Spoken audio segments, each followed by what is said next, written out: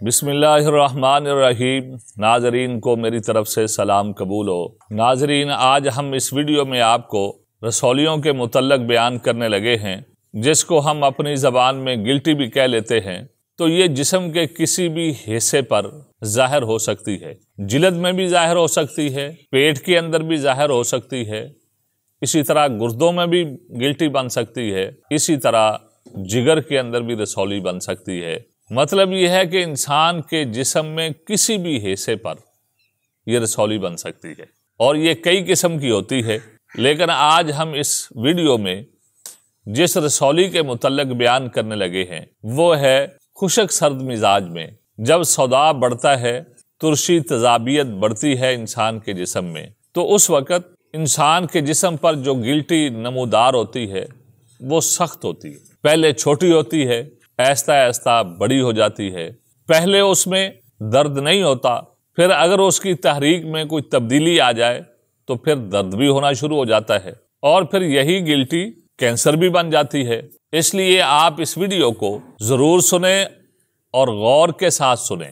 ناظرین، جب آدمی کے جسم میں کسی جگہ پر بھی گلٹی بنے اور وہ سخت بھی ہو تو ایسی گلٹی انسان کے خشک سرد مزاج کی وجہ سے بنتی ہے، اور اس وقت انسان کے جسم میں صداع جو ہے، ترشی اور تیزابیت جو ہے، یہ غیر طبعی صورت اختیار کر جاتی، اور پھر اللہ تبارک و تعالیٰ کا بنایا ہوا جو نظام ہے کہ جب جسم کے اندر یہ ترشی تیزابیت بڑھ کر صداع کی شکل میں جسم کو نقصان پہنچانا چاہتی ہے، تو پھر جو ہے جسم اس کو ایک جگہ پر اکٹھا کر دیتا ہے تاکہ انسان کا باقی جسم جو ہے اس غیر طبعی حالت سے محفوظ رہے۔ تو ناظرین، جب ایسی صورتحال ہو تو پھر آپ ایک تو گلٹی کو دبا کر دیکھیں، اگر وہ سخت ہے، جسم کے باہر والے حصے میں ہے، جلد میں ہے، تو وہ آپ کو معلوم ہو جائے گی کہ یہ سخت ہے۔ اور دوسرا، اس کے ساتھ ساتھ اگر گلٹی ایسی جگہ پر ہے جس طرح پیٹ میں ہے،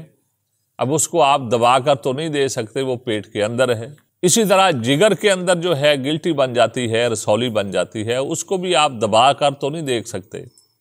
گردے میں رسولی بن جاتی ہے، اس کو بھی آپ دبا کر نہیں دیکھ سکتے۔ تو جب ایسی صورتحال ہو تو پھر آپ ایسے مریض کی نبض دیکھیں۔ ایسے مریض کی نبض آپ کو اوپر ہی چلتی ہوئی نظر آئے گی۔ بالکل جب آپ اپنا ہاتھ جو ہے نبض والی جگہ پر صرف ٹچ ہی کریں گے، دبانا نہیں ہے، تو آپ کو اس کی نبض چلتے ہوئے بالکل اوپر ہی نظر آئے گی۔ اگر جو ہے نبض آپ کو موٹی بھی نظر آئے اور 2 سے 3 انگلیوں تک چلتی ہوئی بھی آپ کو نظر آئے، تو پھر آپ نبض سے بھی اندازہ کر سکتے ہیں، اس پر حکم لگا سکتے ہیں کہ اس آدمی کا مزاج جو ہے خشک سرد مزاج ہے، اور جو اس کے جسم میں رسولی بنی ہے یہ خشک سرد مزاج کی وجہ سے ہی بنی ہے۔ دوسرا، آپ اس کا پیشاب چیک کریں۔ اگر پیشاب اس کا مقدار میں کم ہے اور اسی طرح جلن کے ساتھ آتا ہے اور رنگ بھی اس کا سرخی مائل ہے اور اس میں زردی بھی پائی جاتی ہے، تو جب ایسی صورتحال پیشاب کے اندر بھی آپ کو نظر آئے تو تب بھی آپ حکم لگا سکتے ہیں کہ اس آدمی کا مزاج جو ہے خشک سرد ہے، ترشی تیزابیت کی وجہ سے یہ گلٹی بنی ہے۔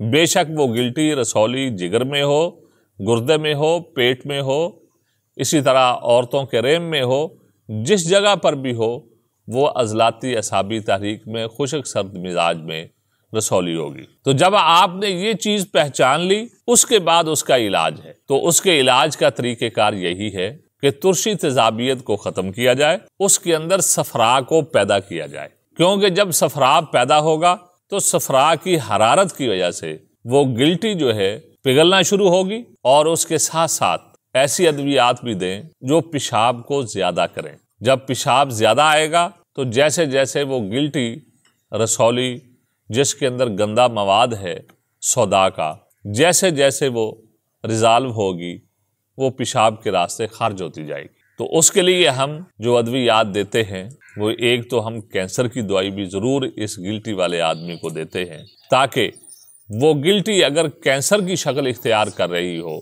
تو اس کا علاج بھی ساتھ ہی ہو جائے۔ اور اس کے ساتھ ساتھ ہم ایسی ادویات بھی دیتے ہیں جو صفرا پیدا بھی کرتی ہیں اور خارج بھی کرتی ہیں، اور اسی طرح پیشاب آور ادویات بھی ساتھ دیتے ہیں۔ جو پیشاب بڑھ کر جو ہے گندا مواد پیشاب کے راستے خارج ہو جاتا ہے۔ آج تک کے لیے ہمیں اجازت دیجیے۔